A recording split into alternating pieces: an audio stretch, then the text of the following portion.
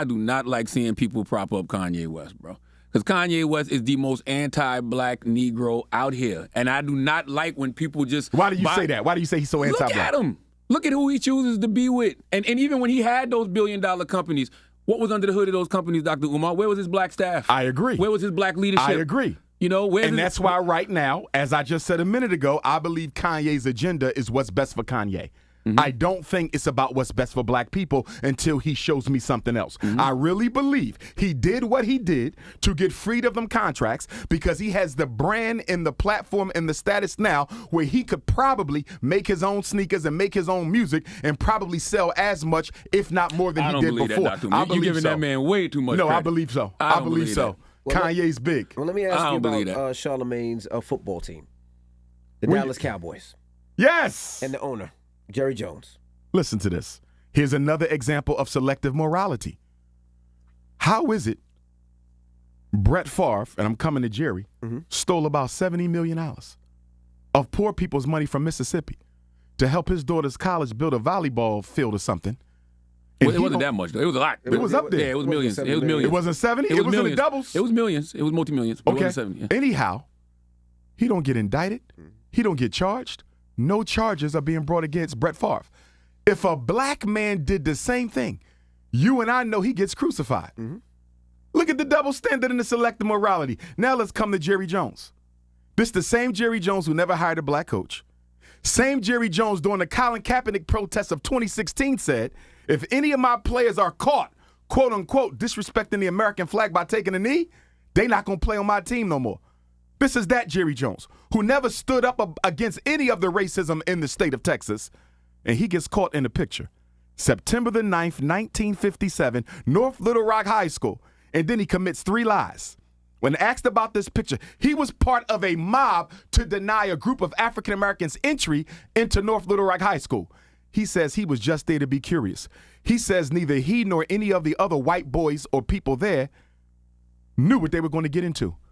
That's lie number one. Jerry Jones had already admitted that his coach told him not to go nowhere near, that there would be trouble there.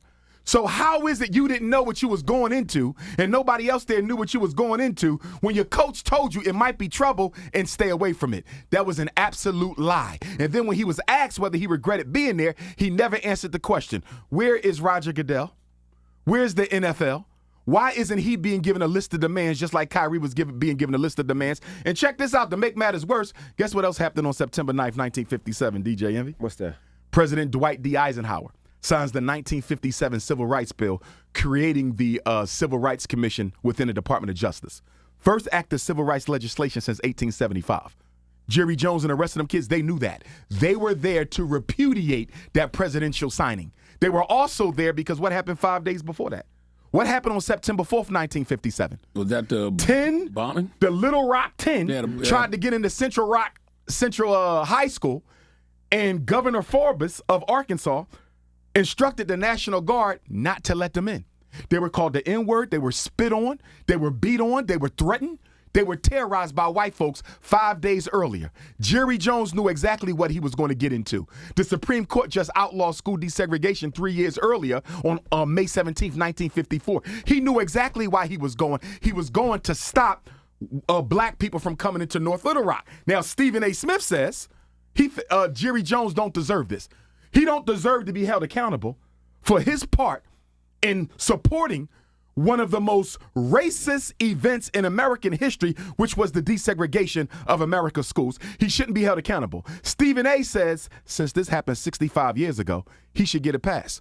How many lashes for Stephen A. Smith? Stephen A. is probably up to 150,000 lashes right now for his cooning. But listen, if Jerry Jones get a pass because he's 14, why didn't Emmett Till get a pass? He was 14. Tamir Rice, Ohio, he was 12. Where his pass at? What about the brother in Gulfport, Mississippi, 2 months ago?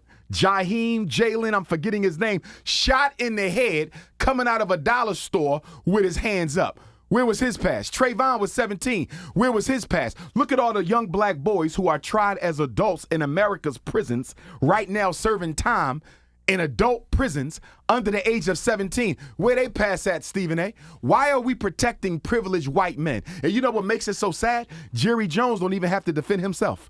He got black men who will jump up. Did you see Michael Irvin?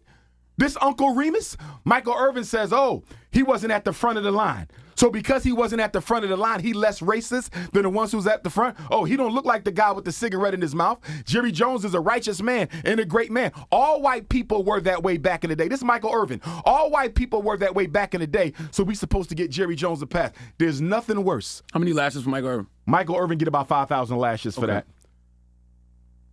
No black man should ever volunteer himself, Stephen A. Smith and Michael Irvin, to play defense attorney for a white man.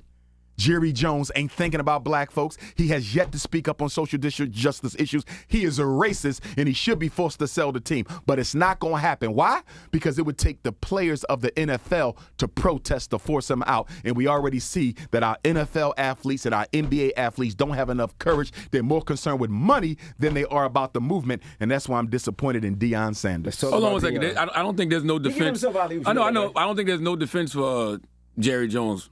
And there's no defense for Stephen A. Smith and Michael Irvin defending him either. Let that white man speak for himself. I like what y'all don't take up for black people like that. Stephen A., you threw Kyrie under the bus. Shannon Sharp, you threw Kyrie under the bus. But soon when a white man mess up, and Shannon didn't defend Jerry Jones, but Stephen did, and Michael did. Soon when a white man make a mistake, every black man in sports media want to be defense attorney for white folks, but have no problem throwing black athletes under the bus. And I like what Jay Williams said that, shout out to Jay Williams. Yeah, Jerry Jones should be forced to denounce anti-black racism. And he hasn't. And he should discuss what he's learned over the past 66 years. He ain't learned nothing. He's a privileged white man. He just as racist now as he was then. Listen, I've been studying psychology my whole life. I got a doctorate in it. I got 3 master's degrees in it. I got 2 certifications in it. You know what they tell you in psychology? What's that? That the human personality is largely fixed by the age of 5.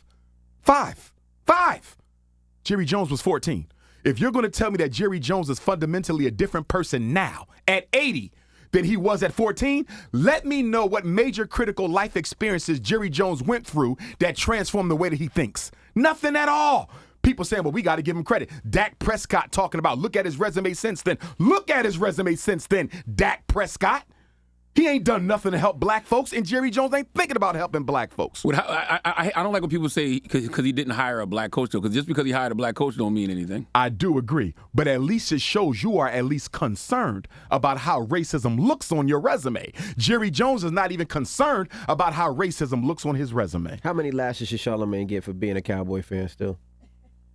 I like football. Charlamagne, you an Eagle fan? You like Eagles? Nah, I'm not watching no football, no NBA no more. I'm done. What? I'm officially done, brother. We cannot be for the black liberation struggle and support white corporations and systems that systematically practice and defend white privilege and white racism against black people. What about all those brothers that play the sport? Colin Kaepernick, what about them? They just there to get it back. They not protesting. They not doing nothing. They not building. Some of those brothers protest. Okay. Okay. Show me a rich athlete who built a relevant independent black institution in this country. Give me one. And let me tell you what they are. Independent school. Don't give me no charter school. Charter schools are public schools. Don't give me no charter school. LeBron James in the school he built? That